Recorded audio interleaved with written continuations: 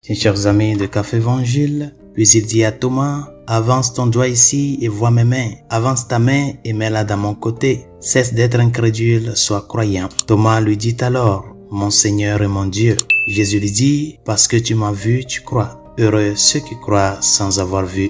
Chers amis, nous célébrons ce jour la fête de Saint Thomas, apôtre. L'apôtre Thomas représente à bien des égards chacun d'entre nous dans cet échange avec Jésus. Nous aimerions croire que nous croyons toujours et que nous ne sommes pas incrédules. Mais il est important d'admettre l'humble vérité que nous ne croyons peut-être pas aussi profondément que nous le devrions. Il est important de réfléchir à notre propre réaction face aux bénédictions que d'autres reçoivent et que nous ne recevons pas. Rappelons que Thomas n'était pas parmi les autres apôtres lorsque Jésus leur est apparu pour la première fois. Par conséquent, lorsqu'il est revenu et qu'il a appris que le Seigneur était apparu et qu'il avait manqué son apparition, il s'est clairement senti mal. Malheureusement, le chagrin que Thomas a ressenti de ne pas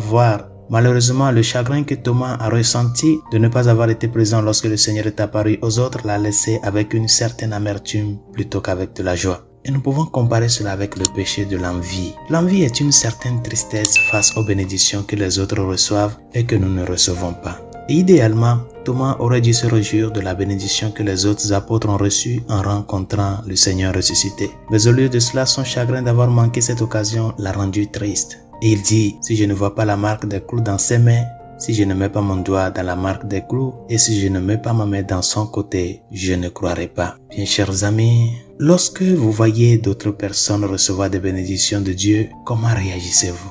De nombreuses personnes réagissent en se regardant immédiatement, souhaitant d'être bénies de la même manière. Ils luttent contre l'envie. Ils se disent, j'aurais aimé recevoir cette bénédiction. Cette forme d'envie n'est pas toujours facile à voir. Et c'est pourquoi Thomas nous est donné comme témoin de ce qu'il ne faut pas faire dans cette situation. Sachant que le Dieu qui s'est fait homme et qui est venu à notre monde est venu pour nous tous, pour ton salut, pour le salut de ton frère, pour le salut de tes amis, même ceux qui te haïssent. Par conséquent, que notre attitude d'ouverture à cette grâce du salut que le Seigneur nous apporte nous amène à nous réjouir pour tant de personnes qui dans les circonstances de la vie parviennent à le connaître et à le découvrir. Demande au Seigneur en ce jour dans ta résolution d'être un témoin. Et un témoin, c'est celui qui accepte mourir pour la vérité et de là la porter dans la vie d'autres personnes à travers l'acceptation dans la foi et aussi la transmission dans l'espérance. Bonne journée, Dieu vous bénisse.